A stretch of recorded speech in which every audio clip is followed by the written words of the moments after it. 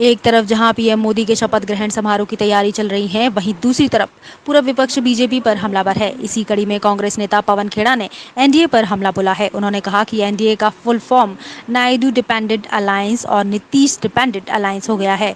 पवन खेड़ा ने ये भी कहा कि उनको कहिए अहंकार के घोड़े से उतर जाएं। मौजूदा 17 कैबिनेट मंत्री हार चुके हैं। बीजेपी की तो बैठक होने नहीं दी प्रधानमंत्री ने। क्यों डरते थे कि कोई और नहीं चुन लिया जाए? पार्टी ने अपना नेता नहीं चुना, गठबंधन का नेता पहले चुन लिया हो। कभी हुआ ऐसा? तो ये भय दिखाता है कि भाजपा के भीतर क्या चल रहा है। इतनी मुश्किल से संघर्ष करते हुए आप यहां तक पहुंचे हो। नीतीश डिपेंडेंट अलायंस एनडीए या नायडू डिपेंडेंट अलायंस एनडीए पर आप निर्भर हो, दो बैसाखियां लेकर चल रहे हो। उनको कहिए शांत रहें, अहंकार के घोड़े से उतरें। अब 1.5 लाख से जीते हो वाराणसी में। ये वही राज्य है जहां राहुल गांधी 3,90,000 से जीते हैं, किशोरीलाल शर्मा 1,66,000 से जीते हैं।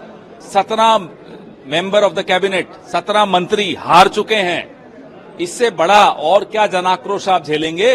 बीजेपी की तो बैठक होने नहीं दी प्रधानमंत्री ने। क्यों डरते थे कि कोई और नहीं चुन लिया जाए? ये कभी सुना है आपने कि पार्टी ने अपना नेता नहीं चुना, गठबंधन का नेता पहले चुन लिया हो? कभी हुआ ऐसा? तो ये भय दिखाता है कि भाजपा के भीतर क्या चल रहा है। सर, कैसा माना जाए, प्रधानमंत्री ने कांग्रेस को निशाने पे लिया, ईवीएम की बात करी, कांग्रेस को कहा कि 10 साल बाद भी 100 का आंकड़ा नहीं पूरा कर पाए आपको। ईवीएम के ऊपर अब कोई डर तो नहीं है? अब ये जीता हुआ प्रधानमंत्री की भाषा हो सकती है? अरे इतनी मुश्किल से संघर्ष करते हुए आप यहां तक पहुंचे हो। नीतीश डिपेंडेंट अलायंस एनडीए या नायडू डिपेंडेंट अलायंस एनडीए पर आप निर्भर हो, दो बैसाखियां लेकर चल रहे हो। अब भी मैराथन। उनको कहिए शांत रहें, अहंकार के घोड़े से उतरें। अब 1.5 लाख से जीते हो वाराणसी में। ये वही राज्य है जहां राहुल गांधी 3,90,000 से जीते हैं, किशोरीलाल शर्मा 1,66,000 से जीते हैं। तो अब थोड़ा घमंड कम कर दें।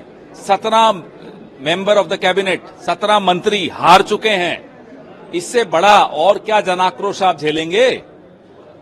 सर, दोनों ही नेताओं ने, चंद्रबाबू नायडू, आप कहें नीतीश डिपेंडेंट अलायंस या नायडू डिपेंडेंट अलायंस, दोनों ने ही तारीफ करी है प्रधानमंत्री की। तस्वीरें सबके सामने आई कि किस तरीके से प्रधानमंत्री और नीतीश कुमार के बीच शिष्टाचार हुआ। इस वक्त में भी आपको लगता है कि आपको अस्थिरता दिखाई? आप ये सवाल अपने आप से पूछेंगे तो आप खुद जवाब जो देंगे मैं भी वही देने वाला हूं। आने वाले कुछ हफ्ते, कुछ महीने बहुत रोचक होंगे भारतीय राजनीति में। एक तूफान बन चुका है, वो जो क्या कहते हैं आप लोग, जब साइक्लोन आता है तो एक प्रेशर एरिया बन चुका है।